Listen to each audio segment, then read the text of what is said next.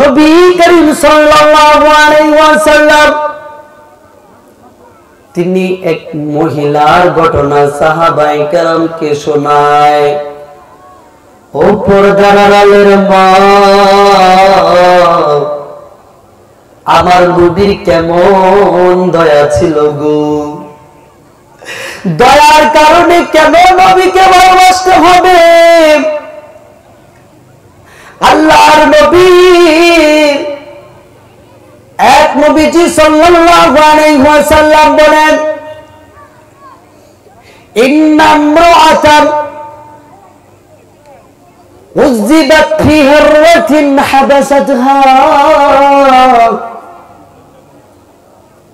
একটা মহিলা একটা বিড়ালকে আটকিয়ে রাখার কারণে জাহান্নামে যাইয়া আযাব প্রাপ্ত হয়েছে।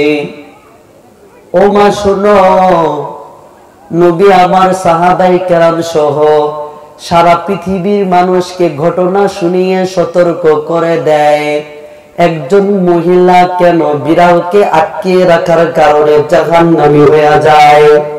আমার বানানো কথা নয়, নবীর মুখ নিঃসৃত ঘটনা। একজন মহিলা বিড়ালটাকে না খাইয়ে রেখে রেখে হাত্তা মাতাদ জুআন, বিড়ালটাকে আটকে রেখেছে, তাকে ক্ষুধার্ত অবস্থায় মেরে ফেলে, নাউযুবিল্লাহ পড়বেন না। ফাদাখালাত ফীহিন্নান নার, এই বিড়ালটা না খাইয়ে রেখে আটকে রেখে রেখে ক্ষুধার যন্ত্রণায় মারার কারণে এই মহিলাটা জাহান্নামী হয়ে যায়। ওয়াকাল ওয়াল্লাহু আলাম, এই হাদিসের বর্ণনাকারী তিনি আরো একটু বাড়ায়া বলেন, আল্লাহ পাক রব্বুল আলামিন সত্যতার ব্যাপারে ভালো জানে। তিনি বলেন, নবী সাল্লাল্লাহু আলাইহি ওয়াসাল্লাম এই মহিলাকে ডাক দিয়ে বলে, রে জাহান্নামী, কেমন ঘটনা শুনে একটা বিড়ালকে যন্ত্রণা দেওয়ার কারণে জাহান্নামী হয়ে গেল গো।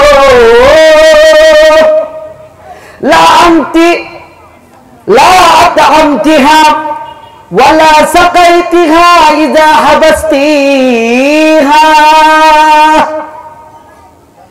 এই বিড়ালটাকে যখন, ও মহিলা শুনো, তুমি যখন আটকে রেখেছো, এই বিড়ালটাকে তুমি খাবারও খাওয়াও নাই, আবার পানিও পান করতে দেও নাই, যেটা খেয়ে পান করে সে বেঁচে থাকবে।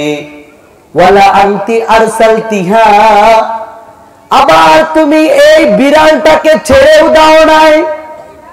ফাআকালাত মিন খাশাশিল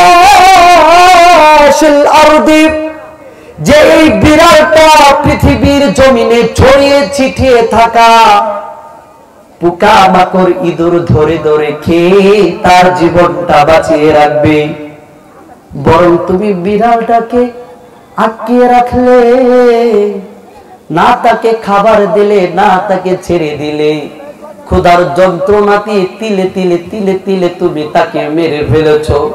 আজকে তুমি জাহান্নামের মধ্যে শাস্তি ভোগ করছো। আওয়াজ দিয়ে বলেন না নাউযুবিল্লাহ।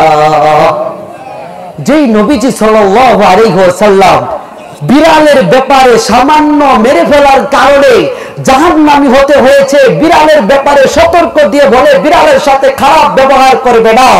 যেই নবীজি বিড়ালের ব্যাপারে দয়া দেখানোর জন্য সাহাবায়ে কেরাম সহ সারা পৃথিবীর মানুষকে আদেশ দিয়েছেন, অনুগ্রহের কারণে পৃথিবীর জমিনে যদি কাউকে ভালোবাসতে হয়, নবীকেই ভালোবাসতে হবে। আওয়াজ দিয়ে কথা বলেন ঠিক কিনা?